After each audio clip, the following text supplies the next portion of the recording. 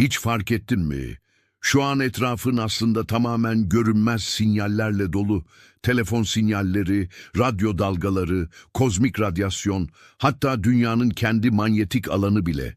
Ama sen hiçbirini hissetmiyorsun. Şu an bu videoyu izlerken aslında çevrendeki gerçekliğin büyük bir kısmına tamamen körsün. Peki neden? Bir zamanlar bazı canlılar bu alanları hissedebiliyordu. Hala hissedenler var. Kuşlar yön bulmak için gezegenin manyetik alanını kullanıyor. Köpek balıkları canlıların yaydığı elektriksel sinyalleri algılayabiliyor. Bazı böcekler bizim asla göremeyeceğimiz desenlerle dolu bir dünyada yaşıyor.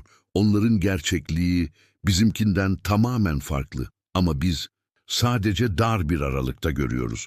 Belirli sesleri duyuyoruz. Sınırlı kokuları alabiliyoruz. Sanki gerçekliğin tamamını değil, sadece küçük bir parçasını deneyimliyoruz. Şimdi kendine şu soruyu sor. Gerçekliği olduğu gibi mi algılıyorsun? Yoksa sana izin verilen kadarını mı? Belki de evrim sana gerçeği göstermek istemedi. Belki de seni hayatta tutmak için gerçeğin büyük bir kısmını susturdu. Ve işte bu hikaye, o susturulan gerçekliğin hikayesi. Evrim çoğu zaman düşündüğümüz gibi mükemmelleştiren bir süreç değil. Evrim bir mühendis gibi her şeyi en iyi hale getirmez. Daha çok bir muhasebeci gibi çalışır, sürekli hesap yapar, kazançları ve kayıpları tartar. Her şeyin bir maliyeti vardır ve bu maliyetin adı enerjidir. İnsan beyni, vücudunun küçük bir kısmını oluşturmasına rağmen harcadığı enerji inanılmaz büyüktür. Günlük enerjinin çok büyük bir kısmını tek başına tüketir. Yani beynin her an bir karar vermek zorundadır. Bu enerjiyi nereye harcayacağım? Daha keskin duyulara mı?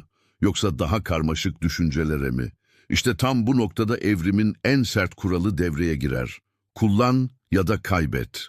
Eğer bir özellik hayatta kalmana doğrudan katkı sağlamıyorsa, zamanla zayıflar.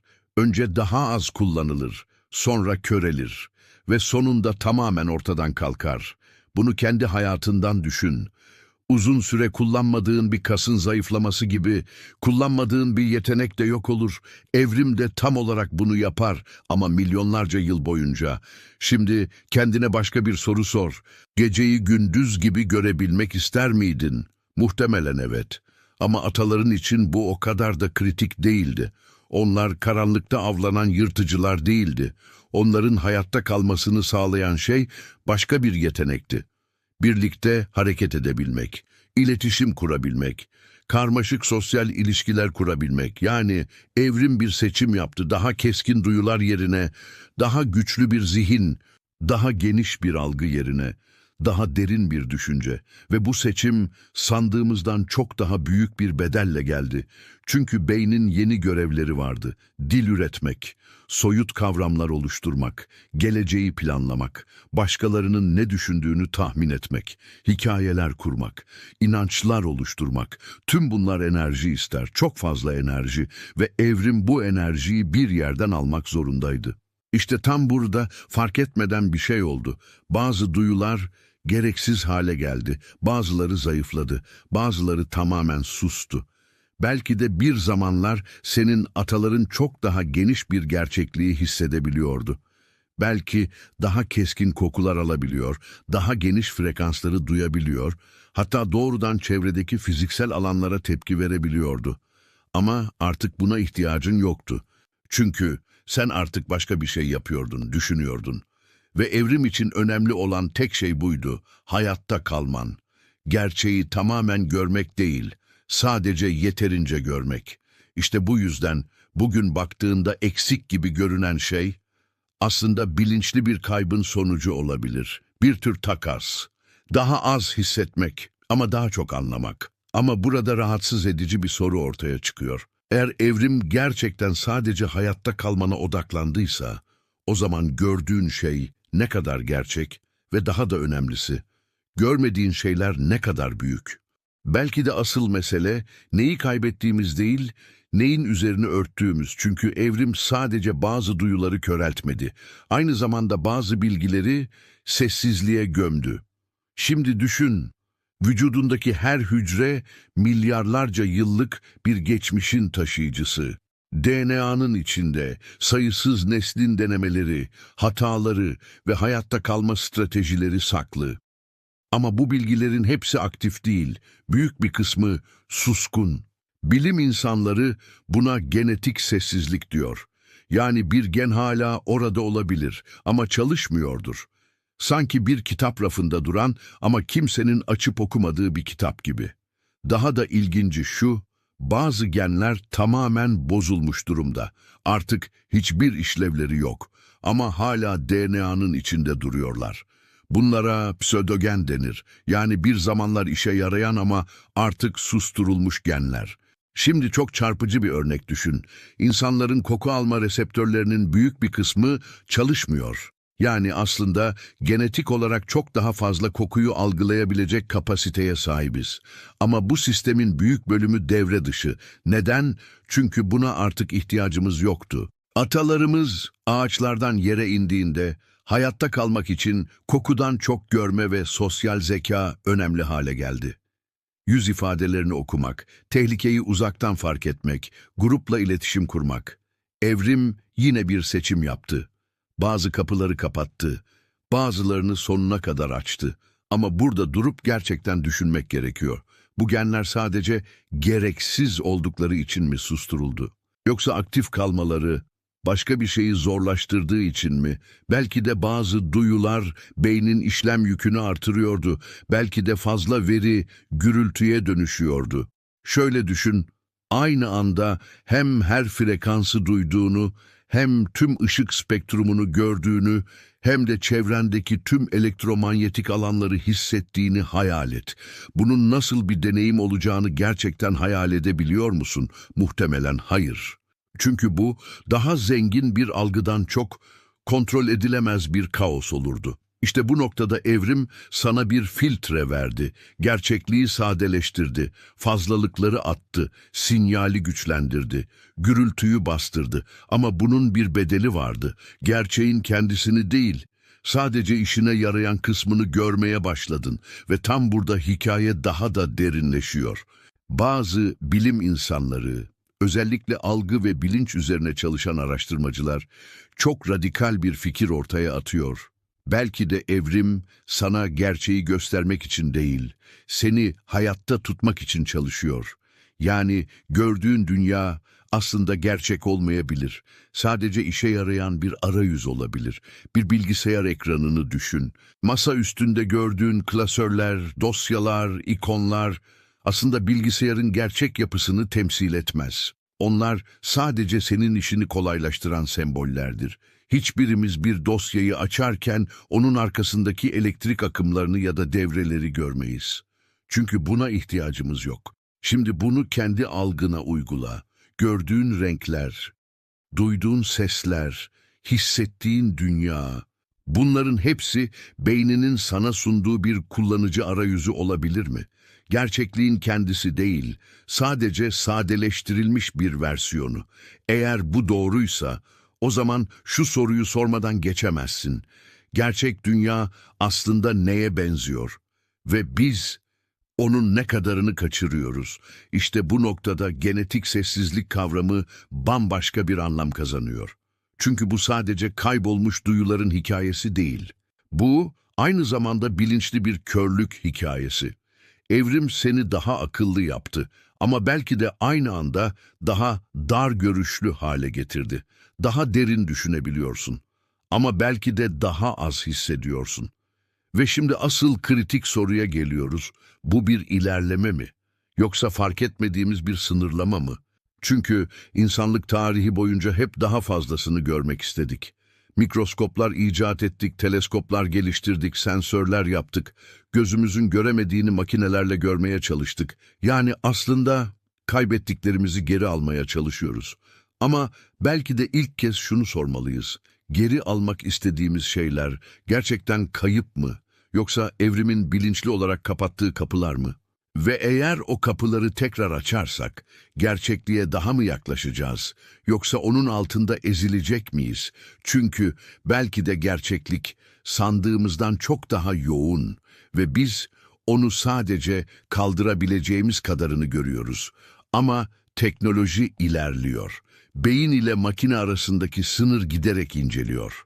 Artık sadece görmekle yetinmiyoruz, ölçüyoruz, analiz ediyoruz, genişletiyoruz. Belki bir gün manyetik alanları hissedebileceğiz. Belki radyasyonu algılayabileceğiz. Belki de yeni duyular ekleyeceğiz kendimize. Bir anlamda evrimin susturduğu şeyleri yeniden uyandıracağız. Ama o gün geldiğinde şu soruyla yüzleşmek zorunda kalacağız. Gerçeği gerçekten görmek istiyor muyuz? Yoksa sadece hayatta kalmaya yetecek kadarını mı? Belki de bu sorunun cevabı sandığımız kadar basit değil. Çünkü gerçeği görmek dediğimiz şey aslında bizim için ne anlama geliyor? Şu an deneyimlediğin dünya, renkler, sesler, dokular hepsi beyninin içinde oluşturuluyor. Gözlerin sadece ışığı yakalıyor, kulakların sadece titreşimleri. Ama görmek ve duymak tamamen zihinsel bir inşa. Yani aslında sen dış dünyayı doğrudan deneyimlemiyorsun. Onun yorumlanmış bir versiyonunu yaşıyorsun. Ve bu yorum milyonlarca yıllık evrimin bir ürünü. Daha doğrusu bir uzlaşma, gerçek ile hayatta kalma arasında yapılmış bir uzlaşma. Şimdi buradan çok daha derin bir yere inelim. Beynin dış dünyadan gelen bilgiyi olduğu gibi almaz. Onu sürekli filtreler, sadeleştirir ve hatta bazen tamamen uydurur. Kör noktanı doldurur, eksik bilgileri tamamlar, sana kesintisiz bir gerçeklik hissi verir. Ama bu kusursuz deneyim aslında bir illüzyondur. Çünkü beynin için önemli olan şey doğruluk değil, işe yararlılıktır. Eğer bir algı seni hayatta tutuyorsa, doğru olup olmaması ikinci plandadır. İşte bu yüzden bazı bilim insanları şunu söyler: evrim doğruyu seçmez, işe yarayanı seçer. Bu cümle ilk bakışta rahatsız edici. Çünkü şu an gördüğün dünyanın mutlak gerçek olmayabileceğini ima ediyor. Ama biraz düşününce mantıklı gelmeye başlıyor. Mesela bir uçurumun kenarındasın. Gerçekliğin tüm fiziksel detaylarını bilmek zorunda değilsin. Orada sadece şunu bilmen yeterli: düşersen ölürsün. Yani evrim sana bir simge verir. Basit, hızlı, etkili ve bu simge seni hayatta tutar. Ama gerçekliğin tamamını temsil etmez. İşte bu noktada genetik sessizlik tekrar sahneye çıkıyor. Çünkü belki de susturulan şey sadece duyular değildi. Belki de susturulan şey gerçekliğin kendisiydi. Şimdi kendine şu soruyu sor: eğer beynin sana sadece hayatta kalman için gerekli olan bilgiyi gösteriyorsa, o zaman geriye kalan, yani gizlenen kısım ne kadar büyük? Ve daha da önemlisi, bu gizli kısım bizim düşündüğümüzden çok daha farklı olabilir mi? Belki de evren bizim algıladığımızdan çok daha karmaşık, çok daha yoğun, çok daha yabancı bir yer. Belki renk dediğimiz şey aslında yok. Belki ses dediğimiz şey sadece bir çeviri. Belki zaman bile sandığımız gibi akmıyor. Ama biz hepsini basitleştirilmiş bir hikaye olarak deneyimliyoruz. Çünkü başka türlü baş edemeyiz. Ve şimdi bu hikayenin en kritik noktasına geliyoruz.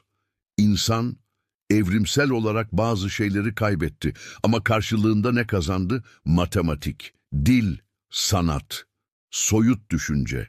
Yani doğrudan algılayamadığı şeyleri dolaylı yollarla anlamlandırma yeteneği. Bir yarasa gibi karanlıkta yön bulamıyoruz. Bir köpek gibi kokuları ayırt edemiyoruz. Ama evrenin yaşını hesaplayabiliyoruz. Atomun içini çözebiliyoruz. Zamanın başlangıcını sorgulayabiliyoruz. Bu inanılmaz bir takas. Daha az hissetmek ama daha çok anlamak. Ama burada ince bir çizgi var. Çünkü anlamak her zaman gerçeğe yaklaşmak anlamına gelmez. Bazen sadece daha karmaşık bir model kurmak anlamına gelir. Ve model ne kadar gelişmiş olursa olsun, hala bir modeldir. Gerçeğin kendisi değil. İşte bu yüzden bilim ilerledikçe aslında daha fazla soru ortaya çıkıyor. Daha fazla bilinmeyen, daha fazla karanlık alan ve belki de en büyük paradoks şu: gerçeğe yaklaştığımızı düşündükçe ondan ne kadar uzak olduğumuzu fark ediyoruz. Şimdi buradan geleceğe bakalım. İnsan artık evrimin pasif bir ürünü değil, kendi evrimini yönlendirmeye başlıyor. Genleri değiştirebiliyor, beyni uyarabiliyor, makineyle zihni birleştirmeye çalışıyor. Yani ilk kez evrimin susturduğu şeyleri geri getirme ihtimali doğuyor. Belki bir gün yeni duyular ekleyeceğiz kendimize. Manyetik alanları hissedeceğiz. Radyo dalgalarını algılayacağız. Belki de doğrudan veri hissedeceğiz. Ama bu noktada çok kritik bir eşik var. Çünkü her yeni duygu, yeni bir gerçeklik demek ve her yeni gerçeklik, yeni bir yük. Şu an bile bazen zihnin yoruluyor. Günlük hayatın karmaşası bile ağır gelebiliyor. Peki ya algın 10 kat, 100 kat artarsa? Gerçekliği daha fazla görmek gerçekten daha iyi bir şey mi? Yoksa evrimin seni korumak için yaptığı sınırlamalar aslında bir tür savunma mı? Belki de insan zihni gerçeğin tamamını kaldırabilecek şekilde tasarlanmadı. Belki de o yüzden bazı kapılar kapalı ve belki de o yüzden bazı genler sessiz. Ama yine de insan doğası durmaz, merak eder, sorgular, sınırları zorlar. Ve belki de bu yüzden bir gün o kapıları açacağız. Ama o gün geldiğinde şu soruyla baş başa kalacağız. Gerçekliği genişletmek bizi özgür mü yapacak, yoksa daha önce hiç karşılaşmadığımız bir bilinmezliğin içine mi sürükleyecek? Çünkü belki de en büyük gerçek şu: biz gerçeği görmek için evrimleşmedik. Biz hayatta kalmak için evrimleştik ve aradaki fark düşündüğümüzden çok daha büyük. Ve belki de tam bu noktada en rahatsız edici ihtimalle yüzleşiyoruz. Ya eksik olan biz değilsek, ya aslında eksik sandığımız şey bilinçli bir tasarımın sonucuysa?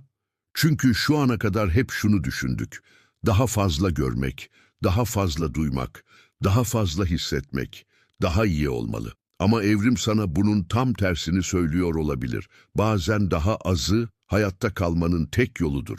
Şöyle düşün: eğer gerçekten tüm frekansları görebilseydin, gökyüzü sadece mavi olmayacaktı.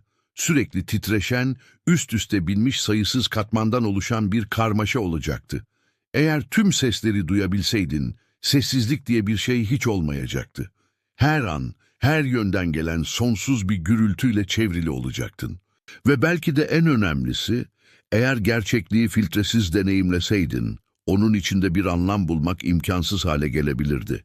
Çünkü anlam çoğu zaman sadeleştirmeyle doğar. İşte bu yüzden evrim sana sadece yeterli olanı verdi. Ne eksik, ne fazla.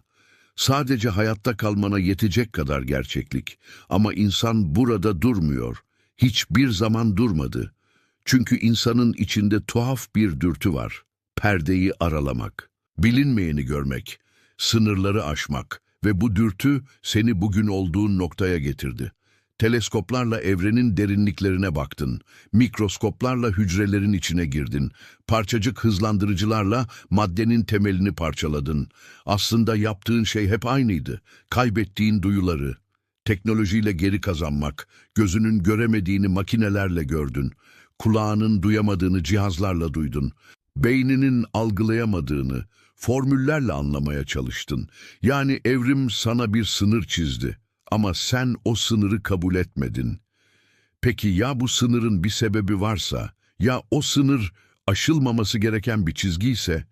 İşte burada hikaye tekrar dönüp dolaşıp aynı soruya geliyor: gerçekliği ne kadar görmek istiyoruz? Ve daha önemlisi, ne kadarını kaldırabiliriz? Çünkü her yeni bilgi sadece bir cevap getirmez. Aynı zamanda yeni bir belirsizlik yaratır. Her keşif aynı anda bir kayıptır. Çünkü eski kesinliklerini yıkarsın. Eski dünyanı kaybedersin. Yeni bir bilinmezliğe adım atarsın. İnsanlık bunu defalarca yaşadı. Dünyanın evrenin merkezi olmadığını öğrendiğimizde, zamanın mutlak olmadığını keşfettiğimizde, gerçekliğin atomlardan bile daha küçük yapılardan oluştuğunu anladığımızda, her seferinde biraz daha küçüldük ama aynı zamanda biraz daha derinleştik. Ve şimdi belki de en büyük eşiğin önündeyiz. Çünkü ilk kez sadece evreni değil, kendi algımızı sorguluyoruz. Yani sadece dışarıyı değil, nasıl gördüğümüzü inceliyoruz. Bu belki de en radikal adım. Çünkü eğer algımız sınırlıysa, O zaman tüm bilimsel modellerimiz de o sınırlara bağlıdır. Tüm gerçeklik anlayışımız bir filtreden geçiyor ve o filtre evrim tarafından tasarlandı. İşte genetik sessizlik burada tam anlamıyla kilit bir kavram haline geliyor. Bu sadece susturulmuş genlerin hikayesi değil. Bu seçilmiş bir gerçekliğin hikayesi. Görmeyi seçtiklerimiz ve görmemeyi seçtiklerimiz. Bilinci genişletmek istiyoruz. Daha fazlasını anlamak istiyoruz. Ama belki de unuttuğumuz bir şey var. Anlamak için her zaman daha fazlasına ihtiyacımız yoktur. Bazen daha azı görmek, daha derin anlamayı sağlar. Ama yine de insan doğası bu dengeyi kabul etmez. Çünkü merak bir tür açlıktır, doymaz. Sürekli daha fazlasını ister ve belki de bu yüzden bir gün gerçekten o kapıları açacağız. Genetik olarak susturulmuş yetenekleri yeniden aktive edeceğiz. Beynimizi doğrudan makinelerle bağlayacağız. Yeni duyular yaratacağız. Belki de yepyeni bir insan tanımı ortaya çıkacak. Ama o gün geldiğinde aynı soruyla tekrar yüzleşeceğiz. Artık gördüğümüz şey gerçekten gerçek mi? Yoksa sadece daha gelişmiş bir arayüz mü? Çünkü belki de gerçeklik hiçbir zaman doğrudan erişebileceğimiz bir şey değildi. Sadece yaklaşabildiğimiz bir şeydi. Ve biz her adımda ona biraz daha yaklaşırken aslında kendimizden biraz daha uzaklaşıyoruz. İşte bu yüzden bu hikaye bir kayıp hikayesi değil. Bu bir takas hikayesi. Daha az duyu, daha fazla zihin, daha az gerçeklik, daha fazla anlam. Ama şimdi sıra bizde. Bu takası kabul etmeye devam mı edeceğiz? Yoksa dengeyi yeniden mi kuracağız? Belki de cevap ne tamamen geçmişte ne de tamamen gelecekte. Belki de cevap şu anda. Şu an gördüğün, duyduğun ve hissettiğin bu dar ama anlamlı gerçeklikte. Çünkü belki de en büyük soru şu, gerçeğin tamamını görmek mi daha değerli, yoksa onu anlamlandırabilmek mi? Eğer bu video sana farklı bir bakış açısı kazandırdıysa, düşüncelerini mutlaka yorumlarda paylaş. Sence evrim bize gerçeği mi gösteriyor, yoksa sadece hayatta kalmamızı sağlayan bir illüzyon mu sunuyor? Bu tarz derin, düşündüren ve sınırları zorlayan içeriklerin devamı için videoyu beğenmeyi ve kanala abone olmayı unutma. Çünkü burada sadece bildiklerimizi değil, bilmediklerimizi de keşfediyoruz.